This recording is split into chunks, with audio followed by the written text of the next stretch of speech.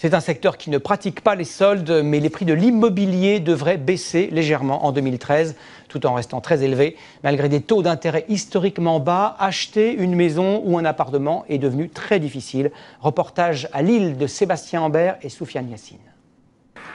Grégoire a rendez-vous aujourd'hui avec son agent immobilier. Il vient d'acheter un studio à Lille, un achat important qui lui a coûté cher. Un studio sur Lille, à ce prix-là, c'est vrai que ça reste encore cher.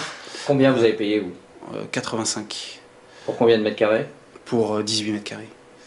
Donc oui, ça, je trouve ça cher quand même pour ce que c'est. Maintenant, c'est le marché actuel.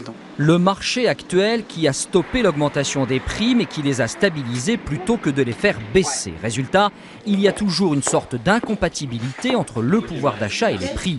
Cet agent immobilier a du mal à vendre. Un bien comme M. Ancel a acheté ici dernièrement, il y a 2-3 ans, je le vendais en 3-4 jours. Et maintenant? On met quand même plus de semaines. Le vendeur, lui, il est resté sur son opinion d'avant. Il a un bien, hein, il l'a refait ou pas, mais il a un certain prix. L'acheteur, lui, voit autre chose.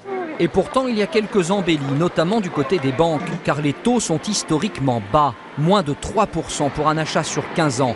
Alors cela devrait booster le marché, il n'en est rien, car pour obtenir un prêt, c'est beaucoup plus compliqué qu'avant. Et certaines banques aujourd'hui ne vont pas accepter de dossier lorsqu'il n'y a pas d'apport concernant les frais annexes. Ce qui n'était pas le cas avant, parce qu'avant c'était plus souple. Peut-être plus souple, on est quand même dans un contexte de crise économique globale où les acteurs tels que la banque font partie aussi de cette crise. Au final, pour les agences immobilières, 10 000 emplois ont été perdus en 2012 et 3 000 d'entre elles ont fermé leurs portes en France.